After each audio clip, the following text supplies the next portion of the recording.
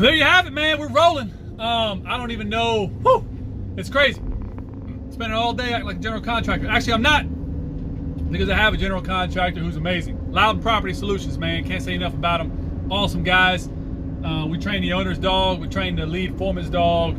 And now they're helping us out. They also did my bathroom. They do a lot of stuff, but they're doing that whole build out for us. So can't say enough about them. But it's pretty cool, man. Like I leave that spot and I think back to when I was a one crate, one dog guy, and man, things have changed. But it really brings up this good point with a crazy time right now and how much social media can dictate people, influence, not dictate, but how much social media can often influence people's perception. And people will say perception is reality, but that's not true.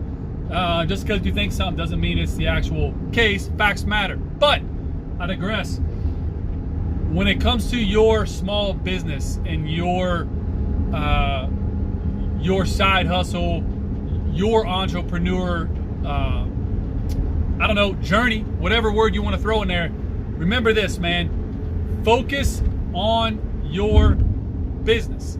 When it comes to the dog world, the dog business, when everybody else is jibber jabbering, going back and forth, talking shit, posting posts for the specific reason to impress other dog trainers and not gain clients, putting a bunch of information out to make themselves look good but barely promote the business that actually pays their bills. Think about what you're doing. Think about what you're putting out. If you're putting out content to make yourself look good but not promote your business, that's crazy.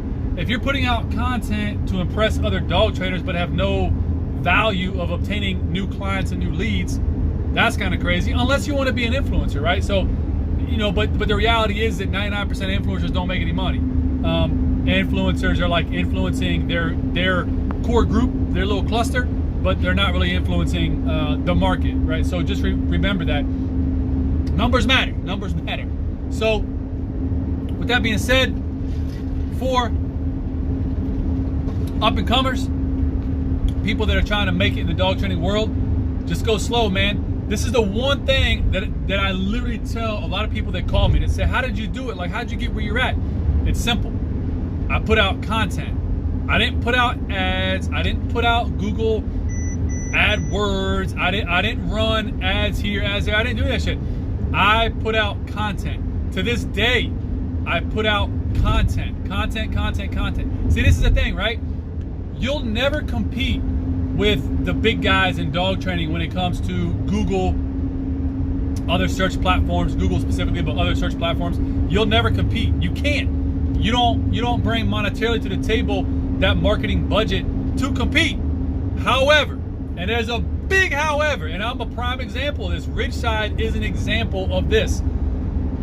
No company, no matter how big they are, no matter how much money they put on Google, no matter how much money they put on ads that just run around the clock, no matter how much they touch your timeline with posts, they can never control what you put out. You see?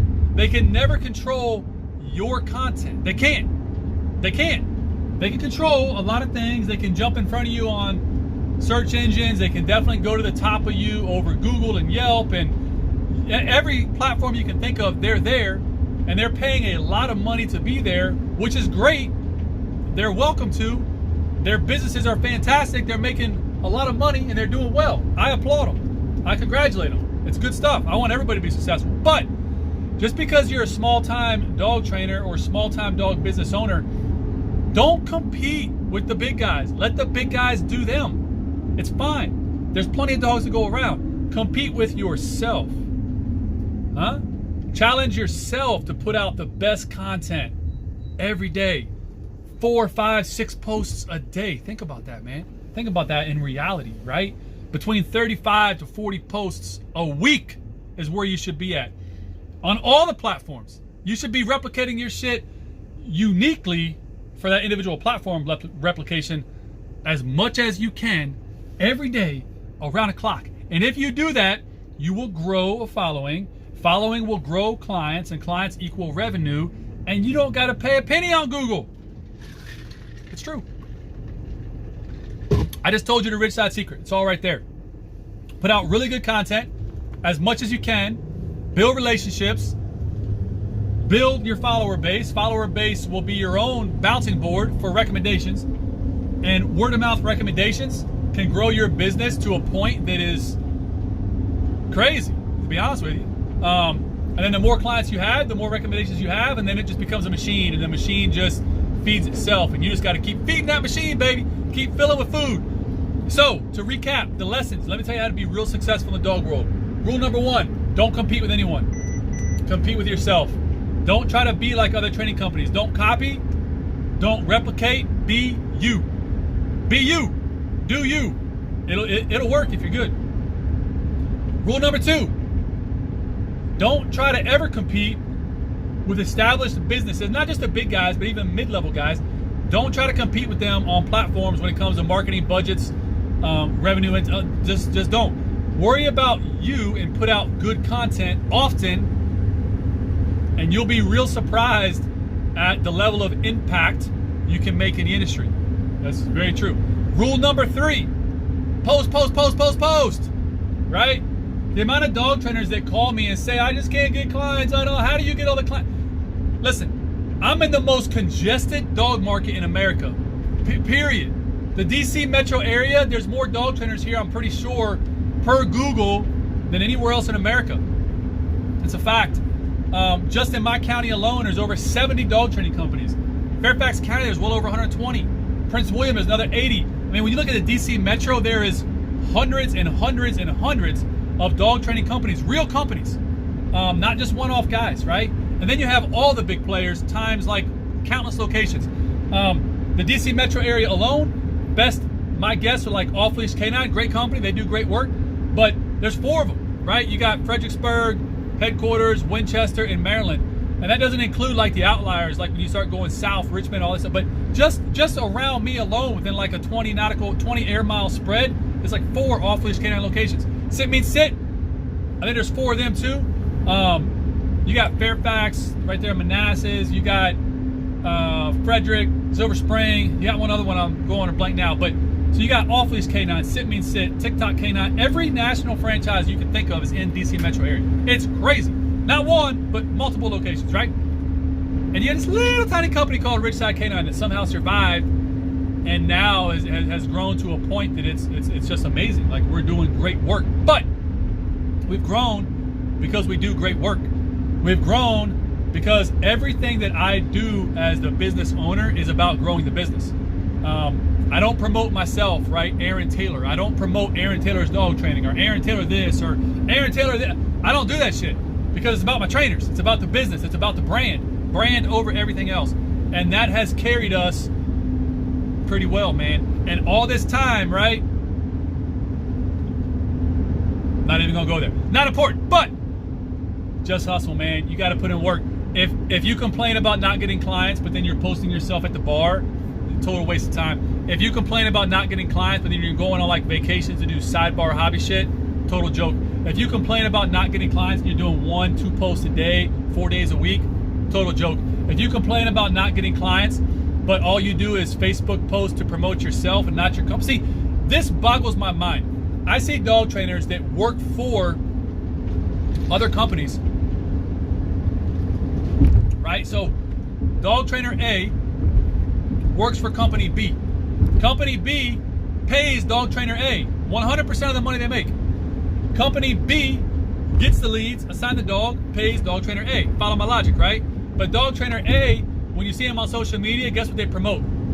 Dog trainer A. They don't promote their business. It's crazy. I would fire someone, all my employees, and we have a lot, direct and indirect, I will fire them in a heartbeat if they're out there promoting themselves and not Ridgeside Canine. Think about the conflict of interest that is. I would never allow it, not for a millisecond. Not for a millisecond, right? If all of my money is going into marketing, advertising, getting leads, assigning leads, running the schedule, paying these people salaries, and then they're out there promoting themselves over the brand, well, that's a serious problem. The brand ain't gonna support them anymore. You see what I'm saying? You support the brand supports you. You don't talk about the brand and support the brand, then you're out of the brand. But yet I see people every day, man, that work for dog training companies, but when you see them online, you would think they're like one-off trainers. It's crazy.